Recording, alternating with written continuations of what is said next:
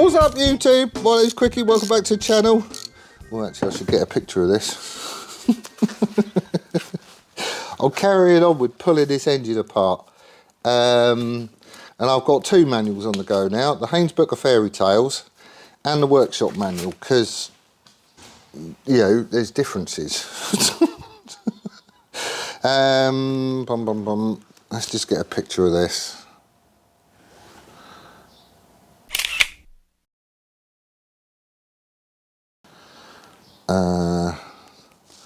And then back on that one. Right, so yeah, the manuals are a little bit different, which I'm not happy with. Oh, let's just get another one. So the Haynes Book of Fairy Tales is very kind of, well, I would say abstract, but it is quite abstract. So for the lower crankcase components, it's going on about taking out the selector drum, removing the balancer shaft, which I don't think you need to because it's all capped up here on this one. So that seems a bit daft. You do have to take these two bolts, or these three bolts here out, which you know is all part and parcel of it. But then it should all come out anyway. They're just fixing this casing to that casing. Whereas the workshop manual is a little bit different. There's a whole load of stuff you need to take off if you're going to split the cases. But this is on about taking the starter motor and the alternator off. Well, they're on that side of the case. I don't see why they've got to come off, not for taking this one off. So I think that, I'm not saying it's wrong. I think that's if you want to, you know, split all the rest of the cases, which I don't want to do. I just want to take it off sort of, there's a split line that runs here, down there. This is the bit I want off. So I don't think we need to take all that lot off. So the only thing I do need to take off is this coil, the pickup coil, because he definitely spans the two of them. Come on. Ooh, factory Loctite.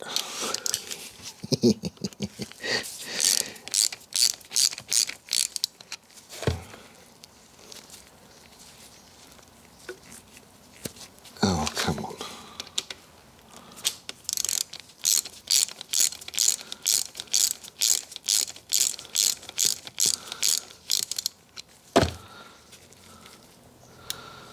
Right, so that's the coil,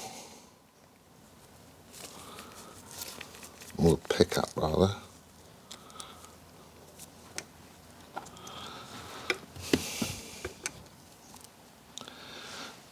And he should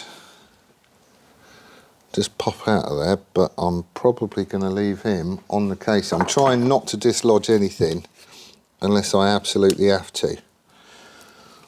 So I'll have that apart.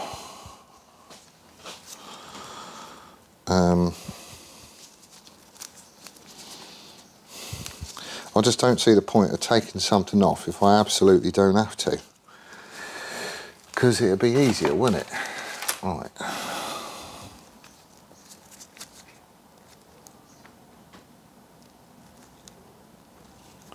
Come on.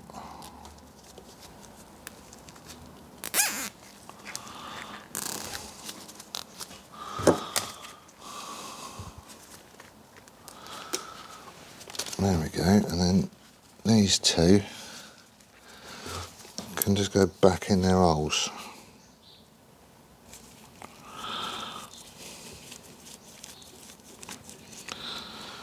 Just so I don't lose them, basically. And that's it as far as the Haynes book goes.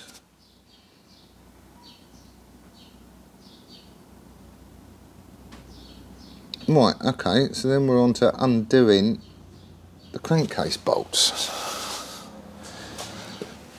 But it doesn't say anything about this. This, I'm assuming, is an oil feed, because it looks like it goes to the crank. But nowhere in there does it tell me to remove it. The trouble is, well actually the crank is going to stay in there. I don't need to undo those two bolts, but this gallery tube thing comes up and sits on the bottom of the bottom crankcase shaft, so I'm saying he's got to come off. It's always worrying when something just comes off in your hand, isn't it? Right.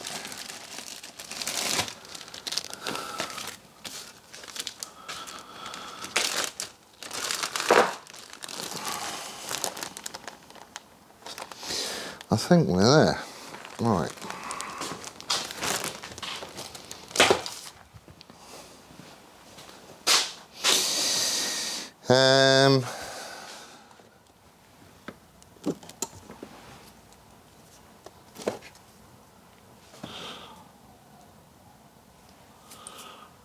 Right, I will get a picture of this and show you. I'll just do a screenshot or something, but we're now removing all this lot. You're not big enough. Right, so remove the upper crankcase bolts A. So that's all them across the top. In there.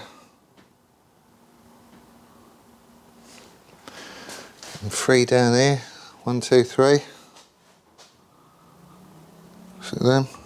Is it them? It must be. Right, okay.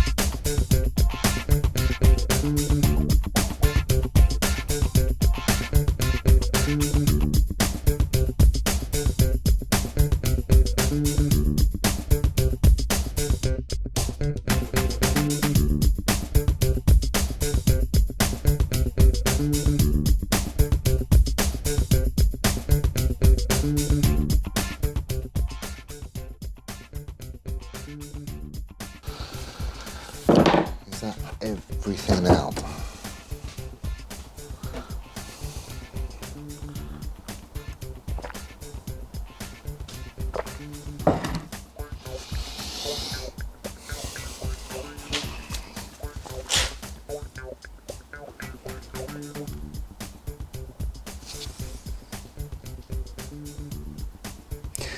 No, it ain't. Right, so there's some bolts from the top here, which I'm sure go down into the top.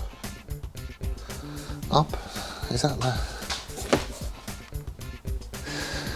So the alternator and the starter do have to come out because there's bolts that come through. Bloody hell! Right, what else did it say? 2. Where's the other one?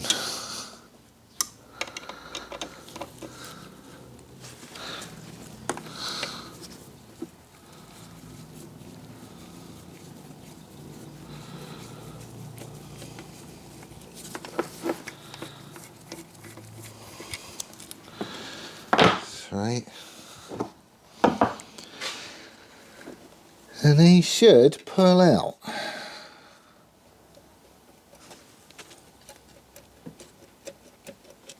Come on.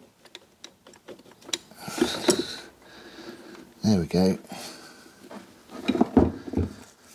Right, are you hooked up on that wiring? Yes, you are.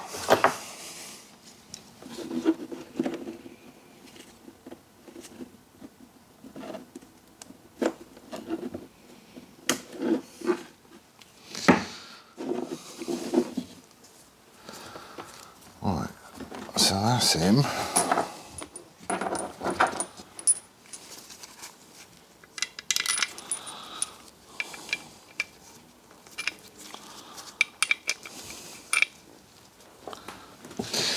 That just gives me access to that bolt, because you can see here, hopefully, I don't know, can you?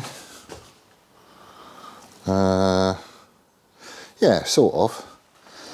So this bolt is buried underneath it,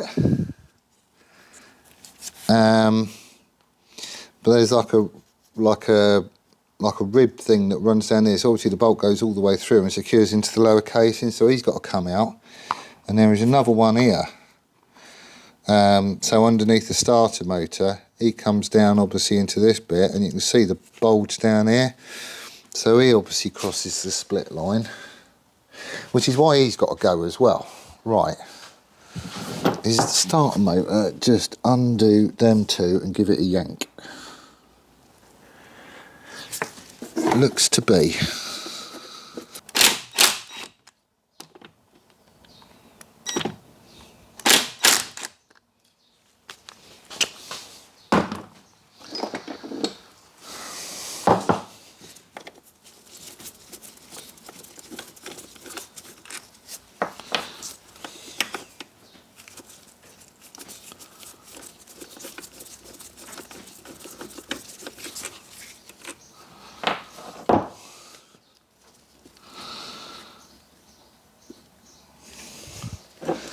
Trouble is I can't see it now. Where does he go in?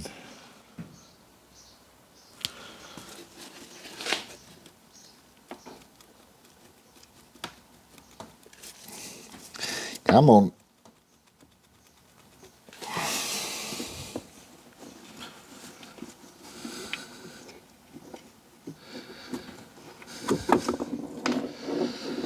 There we go. One starter motor. Right, probably not going to be able to see this bit because my udders is in the way. There's a number of bolts on here that need to disappear. I just want to mark them up just so I know I'm getting the right ones. Right, so if that's that way, so there's one there,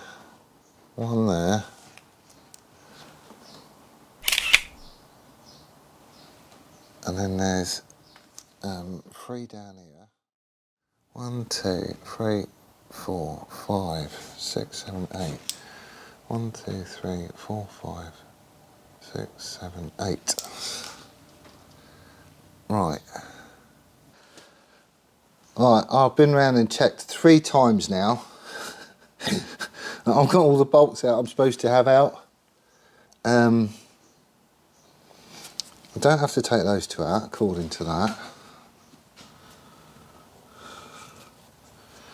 That's all out, these are out. Trouble is there isn't really anywhere to clobber it to get it off. There's a point here, but that's on this side of the cases. It's this side I want to drive up, so I'm hitting it here and here, but up the top there really isn't anywhere to clobber it.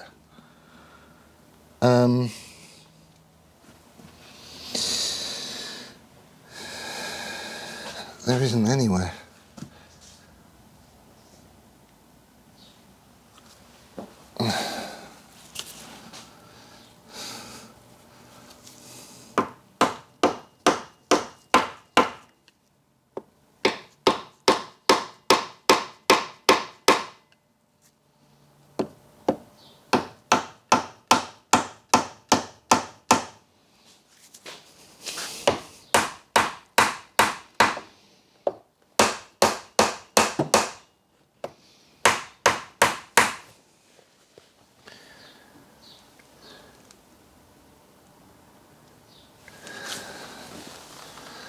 I'm just looking for any gap.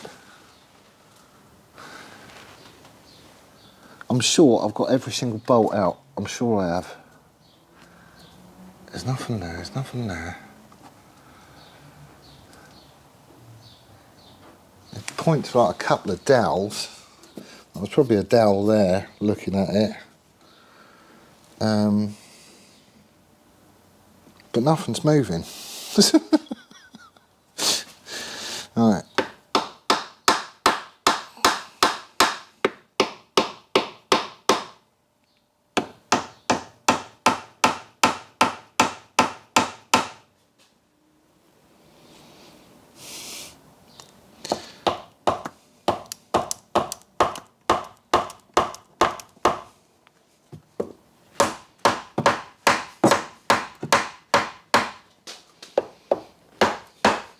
Oh, that sounded different.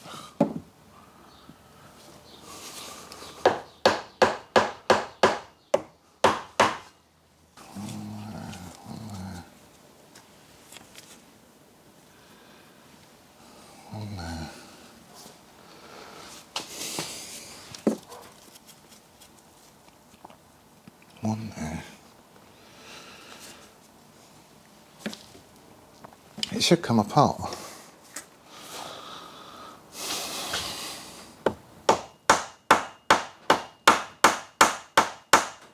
Right, half the trouble is that you can knock it up on here, that's fine, but you can't, there isn't anywhere to knock it on here to get it to come up. But I've gone through having a look, and there's a couple of prize points. There's one here just inside the timing cover, at the as you would sit on the bike at the front left-hand side of the engine casing, and then there's another one down the back here. So on the right-hand side, inside the engine, I'll get some, inside the clutch cover. I'll get some pictures and show you, but it's like you've got a cutout in the casing that you can get a screwdriver into, so you're not on, anything that you shouldn't be. And I did check in here. It doesn't tell you in the workshop manual, but it does tell you in here. Leverage points are provided on the front left-hand side of the crankcase inside the ignition rotor housing. That's that one. And the back right-hand side inside the clutch housing. Insert a large flat blade screwdriver between these points and gently prise the crankcase halves apart. Alternatively, a hammer and a block of wood can be used. Right, so he goes in. I am in the right place, yes. That would be bad. Alright, he's moving. He's moving. Tiny bit.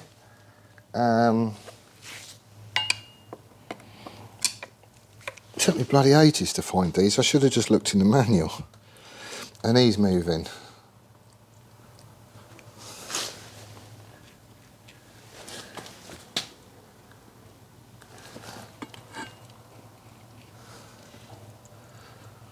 Well, it's moving all the way around, so it should be free. This is where I'll pull it off and everything falls out the bottom of this that I was supposed to have took off in the first place. Come on. Be kind. Oh, hello.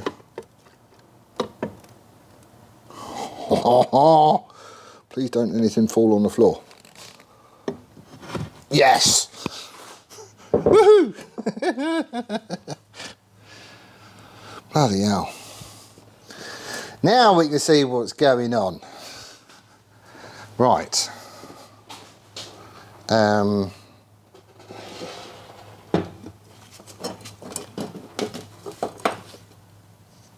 don't really want to stick that on metal.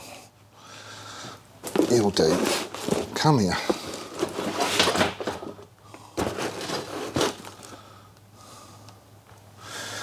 Right, he's now sitting on a cardboard box. Well, that's a bit easier to get to, isn't it?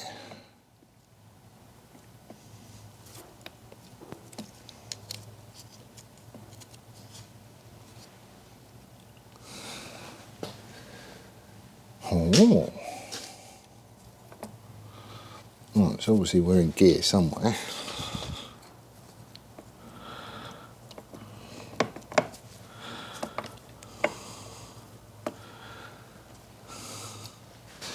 See, these dogs are worn. like a lot worn. I need to know which gear does which actually. That's something I did want to figure out. What a relief. Right. A few more pictures.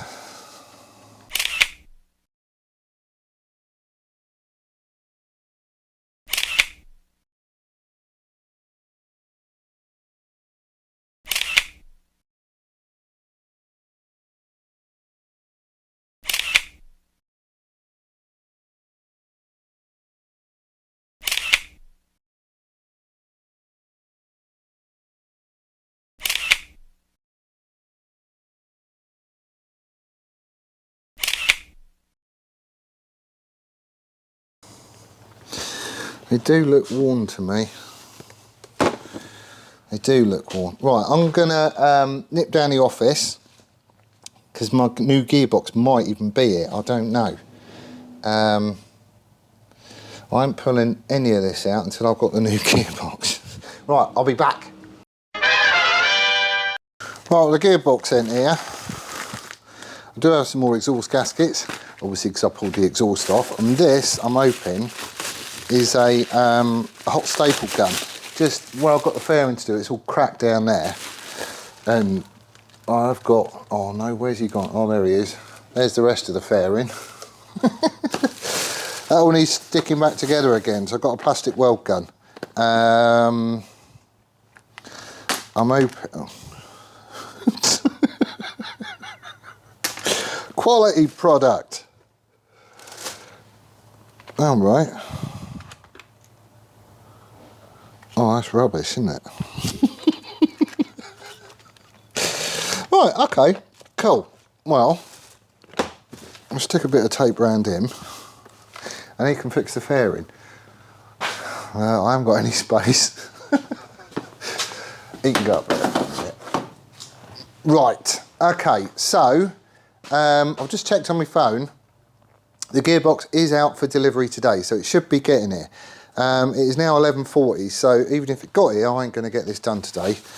But it should be here, and I can have a look at it, and I can, you know, try and compare things and see what's what. I'm sure it is worn dogs. That's the only battered bit that I can find. I would have circled like the pictures, you know, of the bits that I'm not happy with. So, you know, that's all I could do. You know, there's an awful lot of stuff that has to come off one of these just to get the bottom off the engine. And this isn't really that much help, and they do get very grubby very quickly. It's part of the reason why I like working with a manual on the tablet. So anyway, so today's Monday. I'm going to be back in here again tomorrow.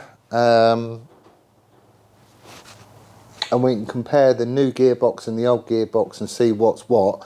I'm hoping I'll be able to just do a straight swap and get that one out and get the other one in. But we'll have to wait and see. That is pretty much all I can do at the minute, I think. So, that's where I'm going to leave it for this one. This is probably going to be quite a short video. But I'm just trying to capture absolutely everything. Just so if I get stuck when I'm putting stuff back together again, I can go back and have a look-see and blah-de-blah-de-blah. I will cover the engine up before I go, just because, you know, dust and stuff in here, you never know. And it's probably just going to get a squirt of oil as well, just because it's all oily anyway. So that's it, that's where I'm leaving it for this one. Do hope you're well and staying safe. We'll see you on the next one, which will be tomorrow, when I get a new gearbox. And we can start putting it all back together again.